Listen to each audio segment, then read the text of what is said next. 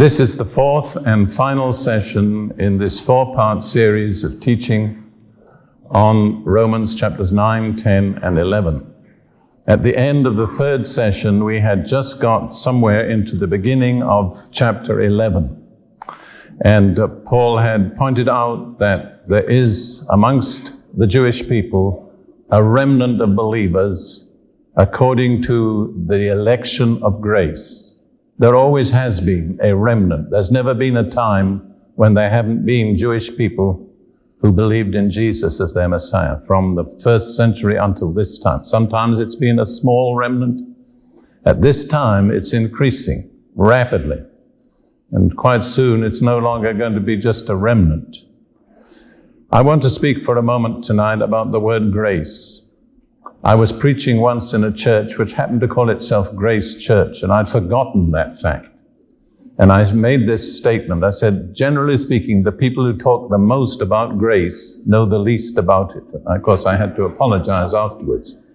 But that is so often true. What we would call fundamentalists or evangelicals or Pentecostals talk so much about grace, and sometimes they know very little about it. They say, we're not under the law, but they're under their own little laws. Each group has its own set of rules which you've got to keep to be whatever it is that you want to be without going into details. Grace is very different from that.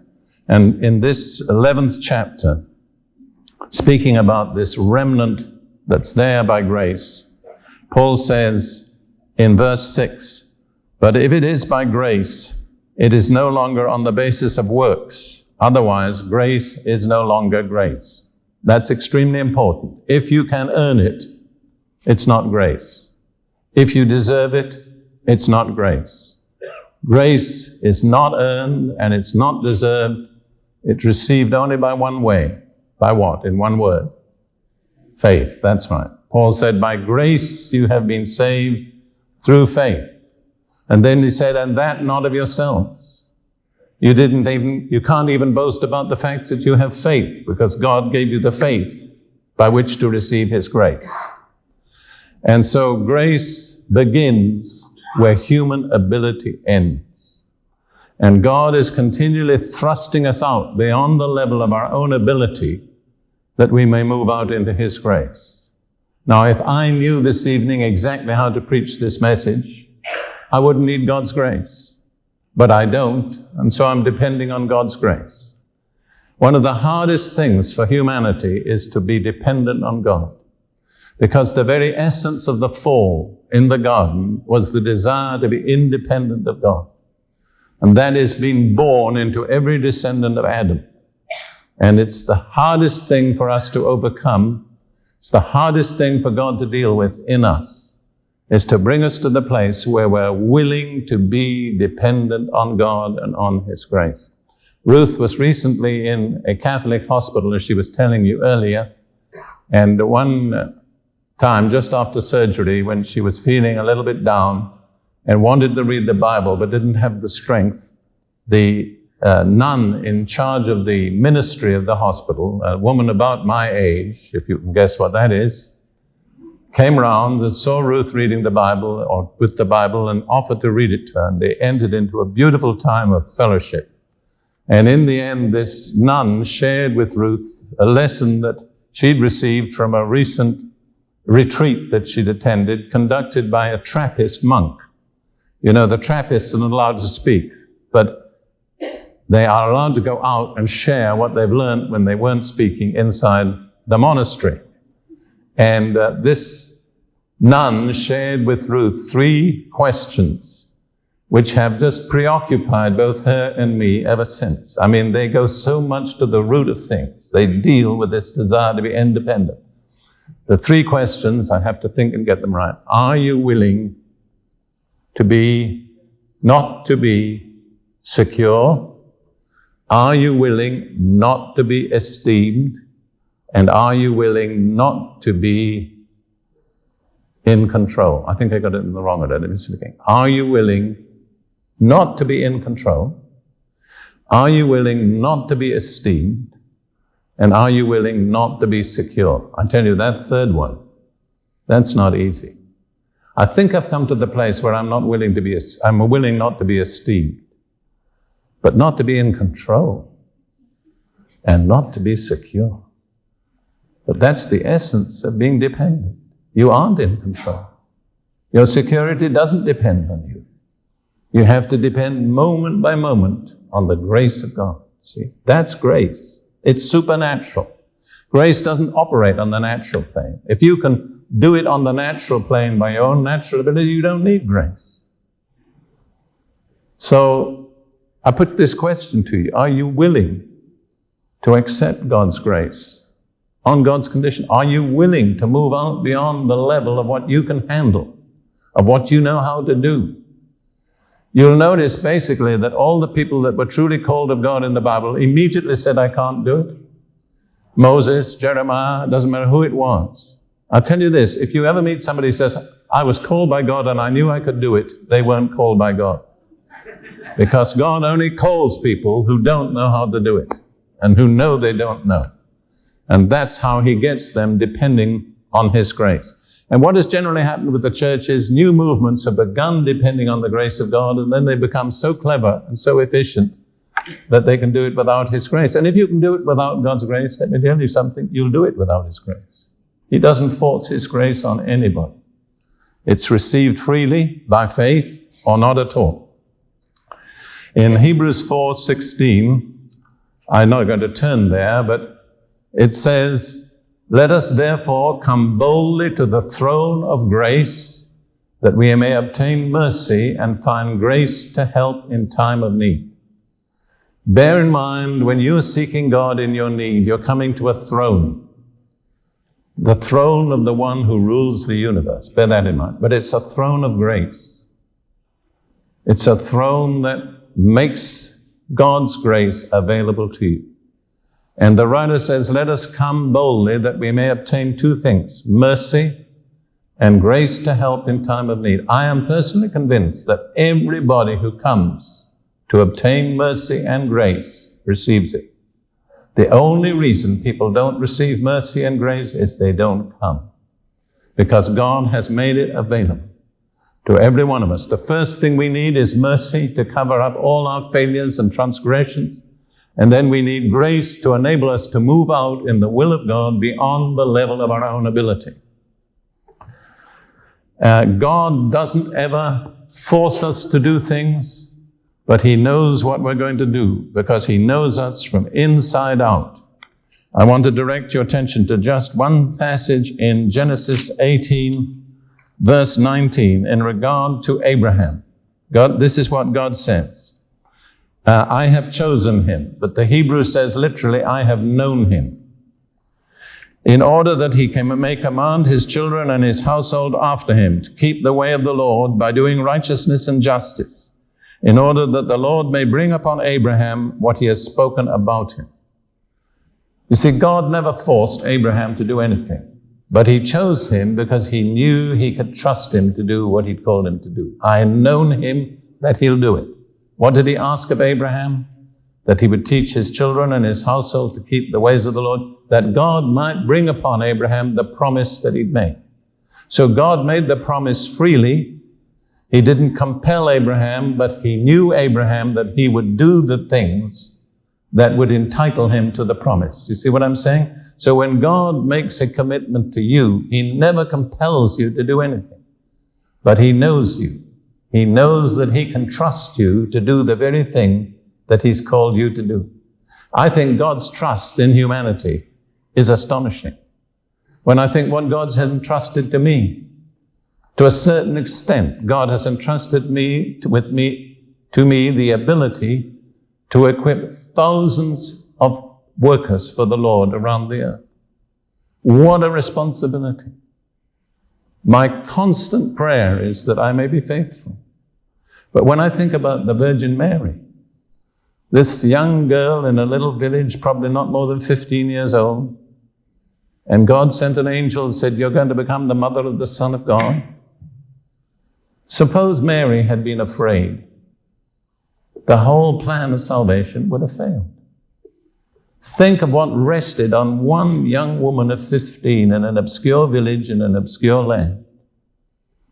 And then think, what is resting on me? What has God trusted me with? Because God has never trusted you with something that he doesn't know that you can do by his grace. That's what he said about Abraham. I've known him, he'll do it. What has God said about each one of you? I've known him or I've known her, he or she will do it. You know, that motivates me much more than a set of rules.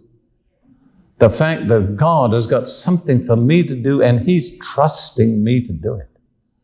I could easily be tempted to break rules, but I really don't want to fail God's trust in me.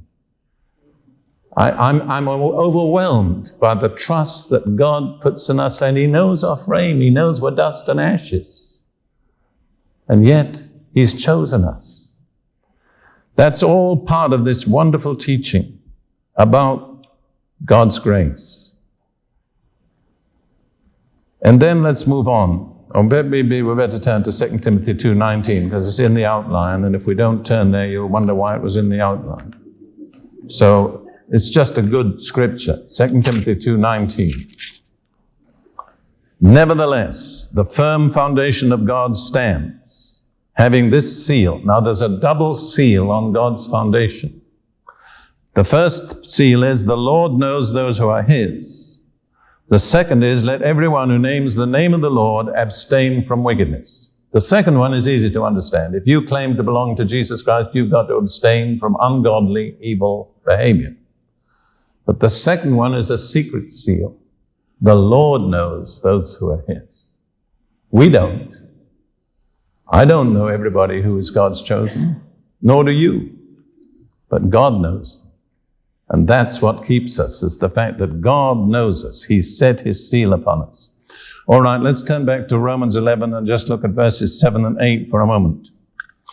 Now he's still dealing with this problem of why Israel didn't believe. If you have followed with me, I think you'll see that Paul was continually wrestling with this issue. Why didn't my Jewish brothers and sisters believe in their own Messiah? And so he says in verse 7, what then? That which Israel is seeking for it has not obtained. But those who were chosen obtained it, and the rest were hardened. Those who were chosen in the literal Greek, it's the election. Those whom God foreknew and chose, they have obtained it. And the rest, he says, were hardened.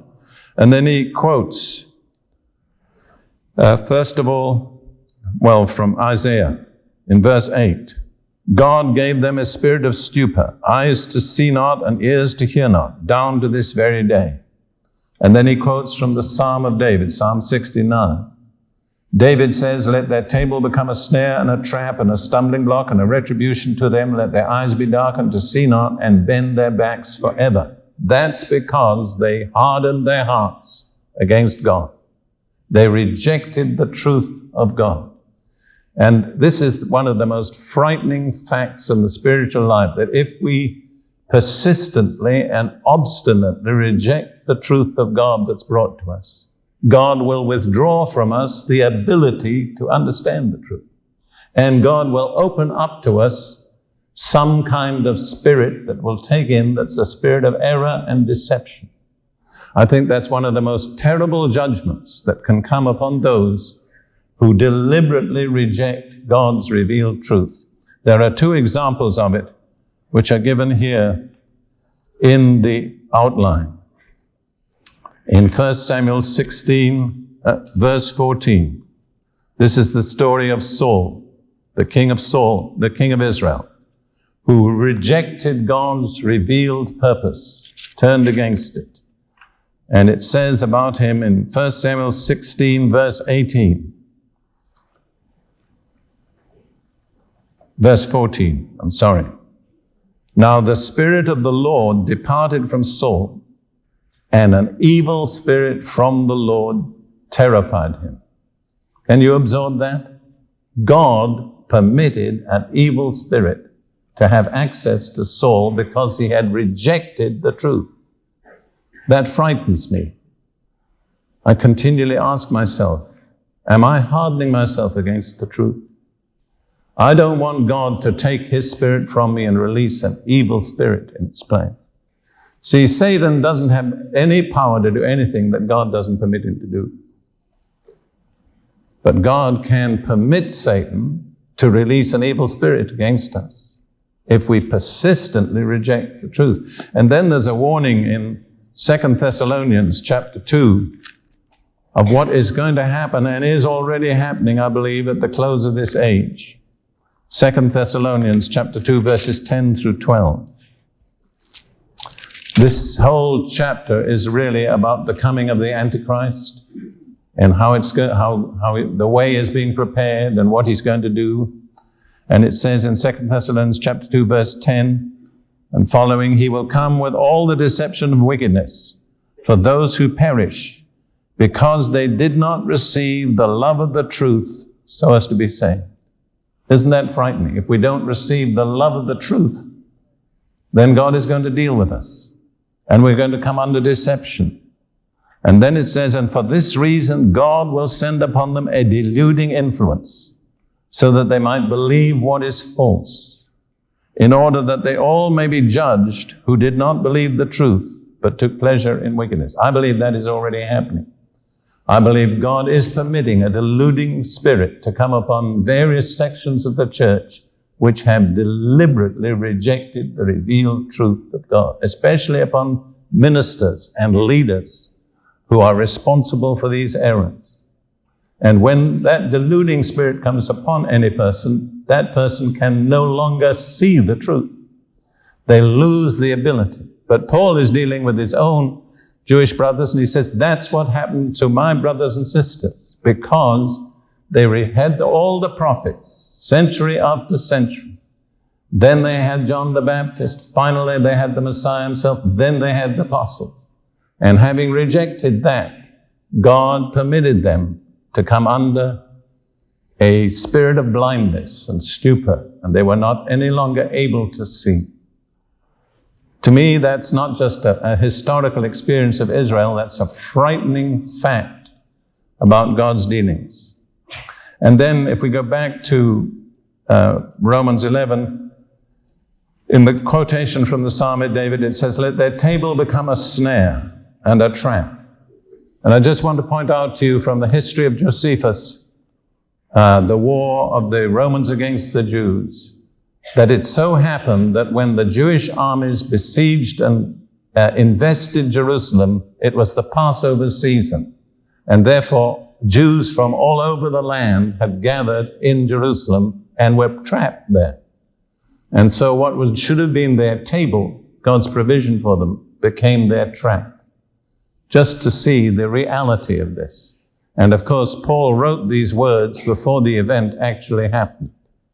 So going back now to Romans 11 and going on from verse 11, we'll just read through that rather quickly. And I say then, they did not stumble so as to fall, did they? May it never be. You remember what we say for that? Perish the thought. That's right. But by their transgression, salvation has come to the Gentiles to make them jealous. So Paul says, have they fallen irretrievably? And the answer is, perish the thought. May it never be. Their fall is temporary, not permanent, but it's been lasted a long while, nevertheless. Then Paul goes on, through their transgression, salvation has come to the Gentiles. That's one of those amazing mysteries of God, that the rejection of the Messiah and his crucifixion opened the way for salvation to come to the entire Gentile world.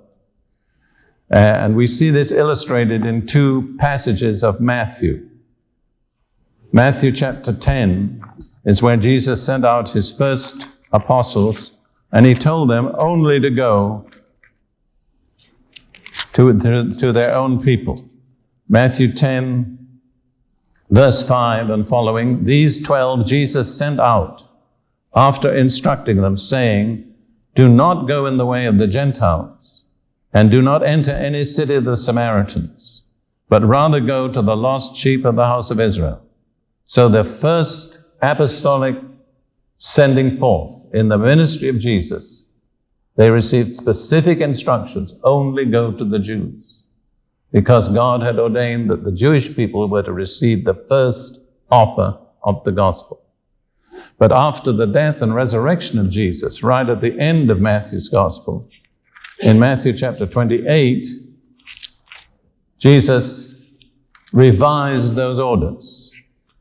And he said right at the end of Matthew chapter 28, verse 18 and 19, Jesus came and spoke to them, saying, all authority has been given to me in heaven and on earth. Go therefore and make disciples of all the nations, all the Gentiles. So Israel had the first offer. They refused. Because of their refusal and their rejection of the Messiah, the opportunity for salvation was extended to all other nations. They refused. They lost the kingdom because they rejected the king. They wanted the kingdom. They believed the kingdom was for them, but they rejected the king. And see, that is a lesson for the church. If we reject the king, we lose the kingdom. The kingdom is taken from us. Just reading Matthew 21, the parable of the vine dressers. Matthew 21, verse 43. Jesus said this to the Jewish people. Therefore I say to you, the kingdom of God will be taken away from you and be given to a nation producing the fruit of it.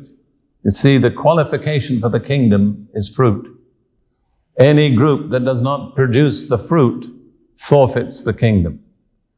What was the nation to which the kingdom was offered? It was not America, no Britain, no Russia, but it was the church. A new nation, a holy nation. But the church only qualifies to be the custodians of the kingdom as long as what? We bring forth the fruit. Once we fail to bring forth the fruit, we don't qualify any longer for the kingdom. And the kingdom can be taken away and restored to the Jewish people. If you turn to Acts chapter 1, just for a moment, right at the beginning of the book of Acts, after the resurrection of Jesus, one of the final questions that his disciples asked him, one that was obviously right at the front of their minds, in Acts 1 verse 6. And so when they had come together, they were asking Jesus, saying, Lord, is it at this time you are restoring the kingdom to Israel?